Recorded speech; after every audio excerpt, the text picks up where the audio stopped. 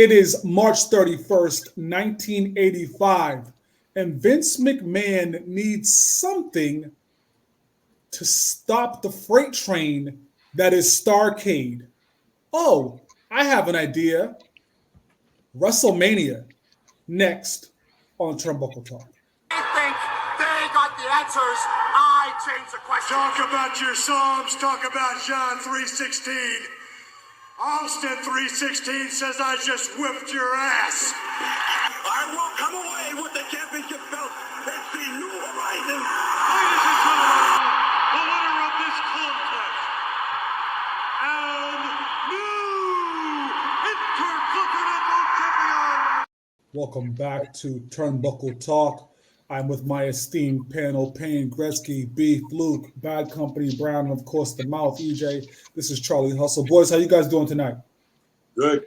Great. Good.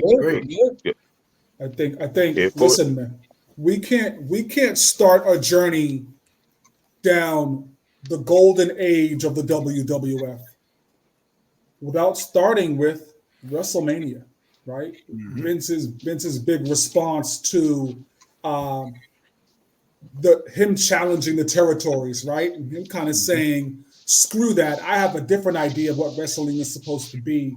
Kind of getting in line with closed circuit TV, getting in line with cable, and taking his own product national when that was against the rules back in those days, right? So Vince, as we know, went out and got the biggest wrestlers that he could find. And I want to talk about that just a bit here before we dive into our show. So during these days, we had the regions, we had the territories. Mid-Atlantic, you had Flair over there. Steamboat was over there. You had Dusty over there at the top, right? You had AWA and Andre over there. Hogan was there, and you had Vern Gagne was the leadership over there at the time. And then you have the WWF, which was really built around that time around Bob Backlund and superstar Billy Graham were the franchise players. So Vince kind of said, listen, I need every talent I can get to put out this event. He brings them all in, goes out to the West Coast, gets Greg Valentine. I mean, he's really doing everything you're supposed to in order to put off a great event.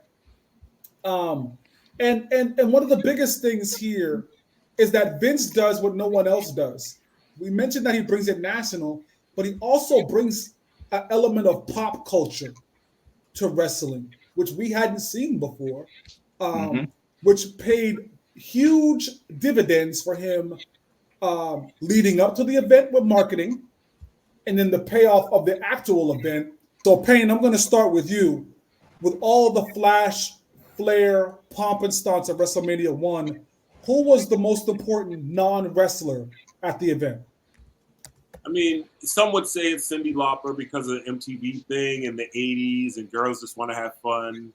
I could care less about that. Some would say it's Liberace because of the diamonds, the flash, and the flair. How could it not be the greatest? The only person who's known as the greatest, Muhammad Ali himself, the greatest combat athlete at that time, because there was no UFC at that time. Wrestling was still in its infancy, and boxing was king. So you got the greatest heavyweight ever as a referee. Hands down, it's Muhammad Ali. Yeah. Well done. Bad Company, Brown, I'm going to throw it to you. Who was our most important, most notable non-wrestler at the event? Oh, my God. Being technical,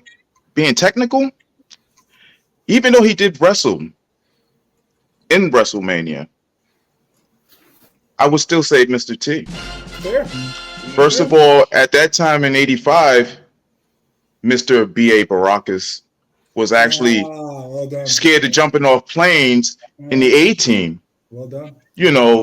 So, I may get some deducted points because he actually wrestled, but Mr. T was actually probably the biggest star at that time. Yes, Ali is the greatest, but Mr. T's movie fame was just starting up, and McMahon made a big play of putting him in and adding him into WrestleMania.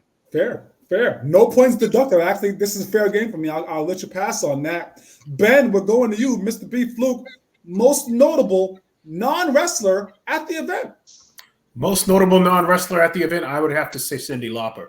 For the simple fact, she ushered the whole rock and wrestling era. Started with Girls Just Want to Have Fun with Captain Lou Albano in the video and all that. And then them appearing at WrestleMania, and then Roddy Piper. He kind of got into the filming after that, with him, like what he did to Cyndi Lauper at the time, and him like ushering her. But so I would have to say Cyndi Lauper coming in and bringing the whole rock and wrestling thing. I was going to say Mr. T and give a whole different reason, but Cyndi Lauper is my choice. Well done. Look she was on top at the time. Madonna wasn't even out yet. So Cyndi Lauper, again, with the whole We Are the World and all that. So pop culture, Cyndi Lauper brought the whole pop culture element and ushered in an entire era, the rock and wrestling era. Yeah. Fair. Super fair. EJ, they started out pretty strong here in our first round of Turnbuckle Talk. And for the listeners at home, if this is your first time tuning into Turnbuckle Talk, obviously first go like, follow, and subscribe to the channel. That's first off. But secondly, what you're witnessing right now is the first round of our point system. And our guys here are accumulating points as they make their case for the answers to these questions. And we start to tally these points up as each round. Someone gets eliminated. We keep going deeper and deeper until we're left with one person coming off the top rope in their own statement at the end of the show. So we'll keep that drive moving. EJ, back to you. Most notable non-wrestler at WrestleMania 1. Man, I think everybody took most of my notables. My goodness, left me dry. But people, these ham and eggers are forgetting about the number one. How can you have WrestleMania without its owner, the CEO, chairman of WWF, not E, Vince McMahon? My goodness, who set up this shindig? This thing would not be happening unless the son of Vince McMahon Sr. was able to bring in the star power. Remember, in the 80s, all these names that you mentioned, Mr. T, Cyndi Lauper, having Muhammad Ali, someone had to go out and pay these guys, get these guys to help promote the event. That's Vince McMahon himself.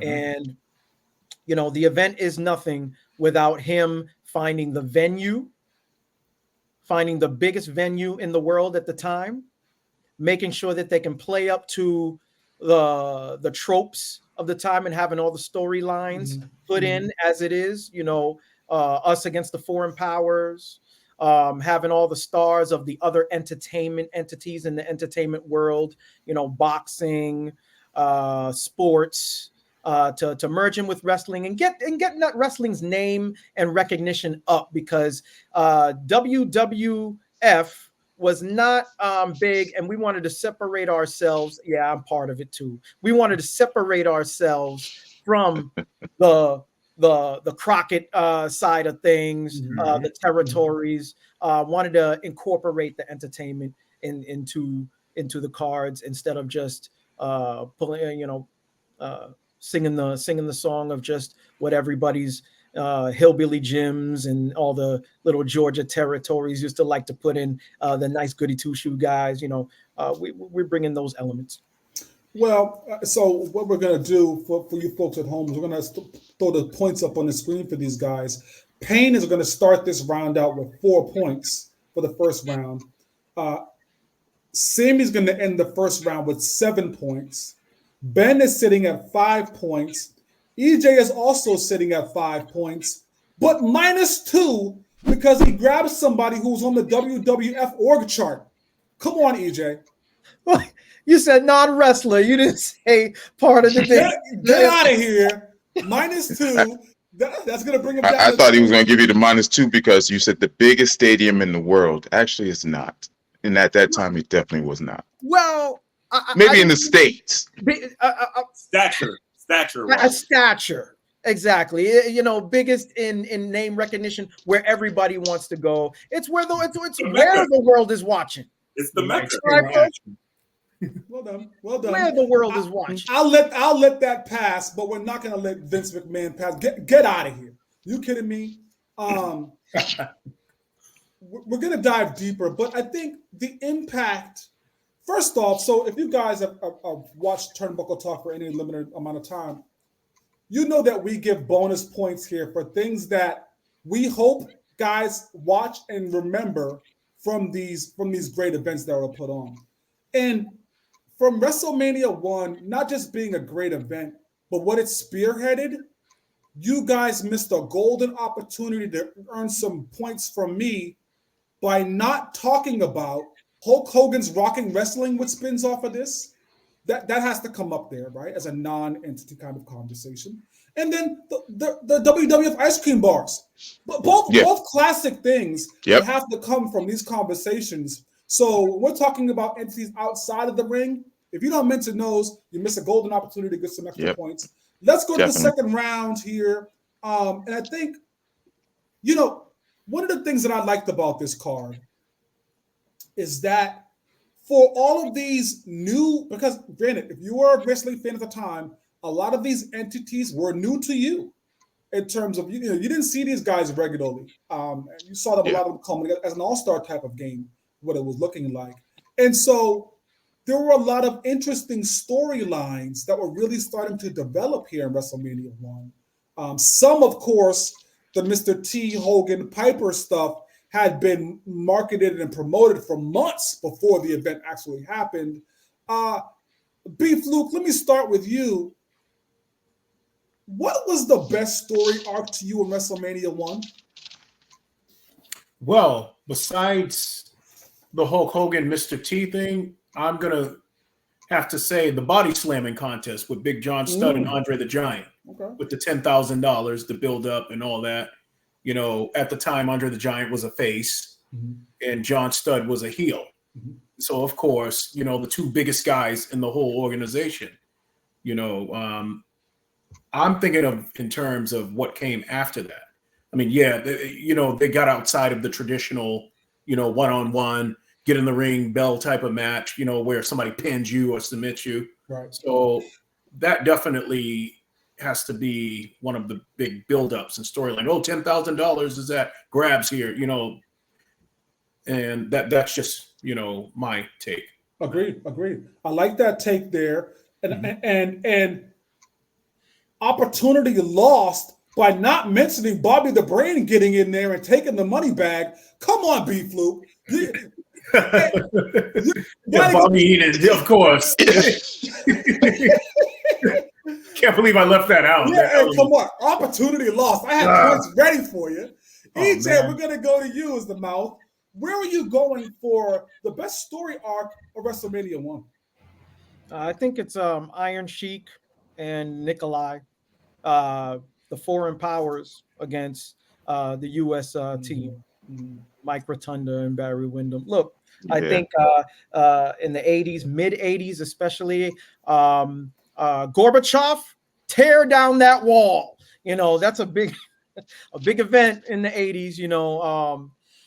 Look, us against them was such a big thing. The U.S. wanted to make its name, and just like Vince McMahon wanted to make his name across the world.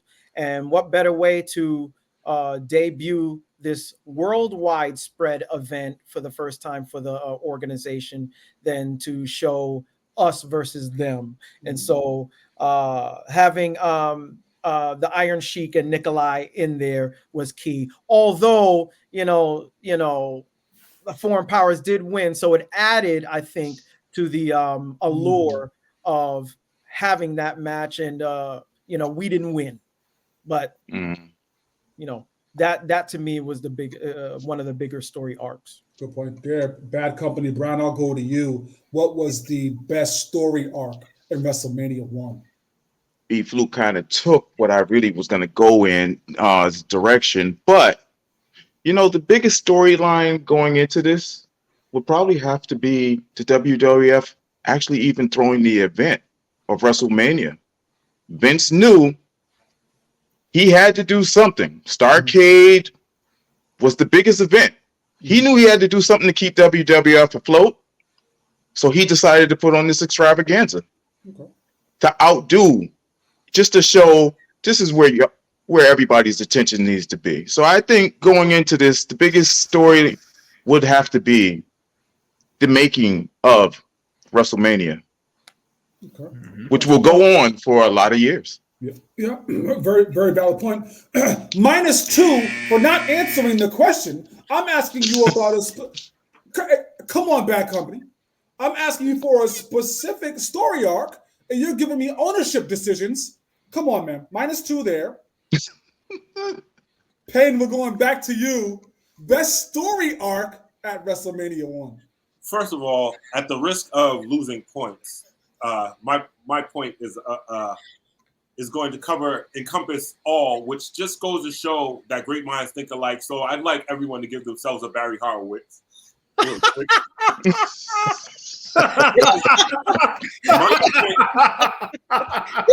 Very clever, very clever. My point in my story arc is Vince poaching talent from everywhere. The name of the company is World Wrestling Federation, right? Mm-hmm. He poaches talent from not only the U.S., but other countries. So therefore, the story arc with the U.S. Express versus the foreign powers is huge because he has the Iron Sheik, he has Nikolai Volkov, he has Ricky the Dragon Steamboat, very good, Hawaii, but it's starting to show people, yes, this is World Wrestling Federation, not National Wrestling Association, not Ohio Valley. We are so it's actually attracting not just U.S. attention; it's getting the world notice. Strong round there by Payne, and because he makes a valid point about the essence of the event, I will reinstate Little's points regarding Vince McMahon putting the event together as well, and I will reinstate EJ's points from round 1 regarding Vince McMahon being one of the most important players. I think all of that is now valid. Thank Payne for the Barry Horowitz introduction there. What we're going to do at this point is we're going to go ahead and do a total for the first 2 rounds. Ben is sitting on a strong 10 points here after 2 rounds. Cool. I have Sam at 7, 8, 9, 10, 11, 12 with the reinstatement. Oh. EJ is sitting at We're moving up. 11. And Payne is sitting at 14. He will easily advance. B Fluke, EJ are both eliminated here in our first round. But on Turnbuckle Talk, we do allow guys to get one last Hogan push. So the mouth, EJ, will start with you. Parting shots. Well, I always love hanging around with the jobbers and the ham and eggers out here, so this is what I'm competing against out here. But you know what? You always got to let one, slip by through the cracks. Anyway, I loved WrestleMania 1. I didn't give it its flowers or enough kudos when I was younger watching this, but I think it deserves everything it got. It had women's wrestling, which was, there weren't enough of them in the day. Gave them kudos. You're talking about the conflict between the U.S. and the foreigners. You got all the different wrestlers, as Payne mentioned here.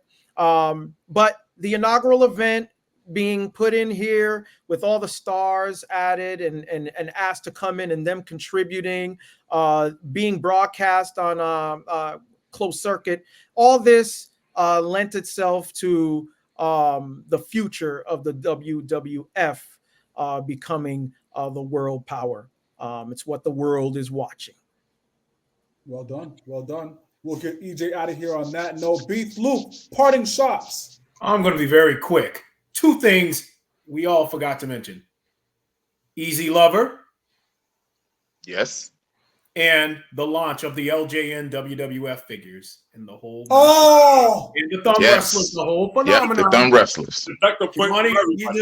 We used to play with that. You used to come to my house, see them all over the floor. So that's what I'm going to end with. None of us literally had the whole federation. Next time, Beef Luke is out. Well done, boy. You know you wish that you dropped those gems in the first round. Don't let those things go sliding by. You got to keep them with it. Keep them in the chamber. Now we're going to you two boys here in the championship. We're gonna switch gears a little bit here. I mean, we had what? Were there 12 matches on the card? 1, 2, 3, 4, 5, 6. I think there were double-digit matches on the card, and I don't have the number in front of me. That's there was an insane amount of matches on that. So let's start with you, Payne. Give me the best match of the night. Oh. Anyone that knows me from Sparring Minds or from Hard Boxing knows I never follow traditional paths, and I'm not going to start here because usually people say, oh, well, of course it's the main event. No, it's not the main event of WrestleMania. The best match was the U.S. Express versus the Foreign Powers. It was great wrestling. It was symbolic of the U.S. and Russia Cold War at the time. And, of course, you had Sheik doing heel things. He hit him with the cane for the win. I mean, it just set the tone for how things were going to go for the WWF with, like, heels in the tag team division and things of that nature. And it was the best and most entertaining match on the card for me. Yeah, well done. Well done. Bad Company, I'll throw this back to you. What was the best match on the card that night at WrestleMania 1? Oh, Jesus. That was a great one. That was a great one right there. Shoot, that actually took the wind out of my sail. So now I got to figure this one out. Jeez. 1 hour later. 1 eternity later. I would say the best match would have been the giant stud match. The two biggest guys in the Federation of Wrestling. There was a great storyline leading up to it. It didn't play out the way I actually wanted. I was against Andre from the jump. I really wished that would have been his defining retirement moment. I couldn't stand Andre. I definitely couldn't.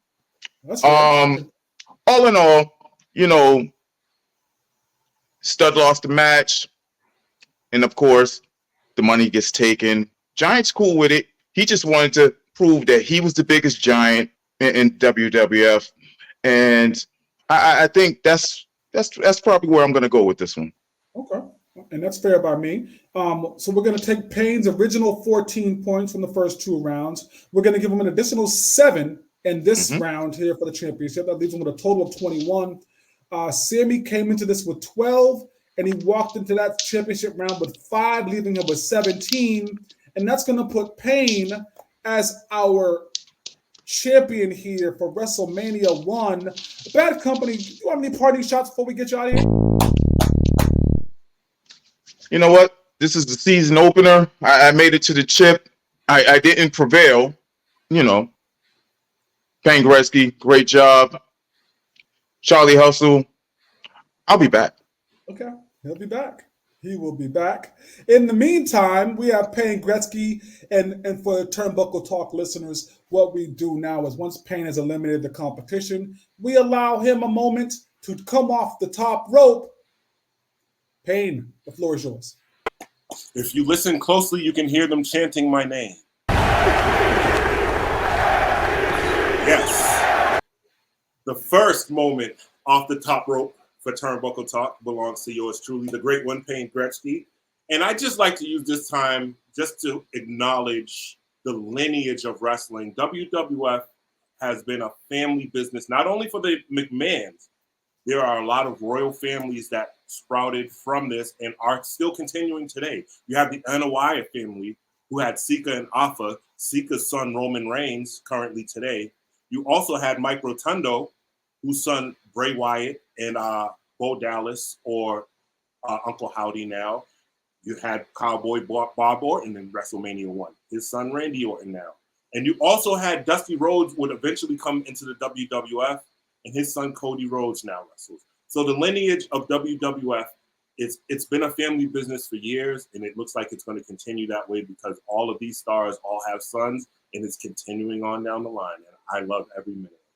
And the beauty of talking about lineage is that it allows a group like us here at Turnbuckle Talk to go back and really appreciate the golden era of wrestling, because this is where a lot of those lineages really begin. We're going to bring the rest of the crew back onto the stage here as we say our parting shots. For Beef Luke, for Bad Company Brown, Payne Gretzky, The Mouth, this is Charlie Hustle. Make sure you tune into our next episode where we're diving into WrestleMania 2. But until then, we'll catch you on the other side.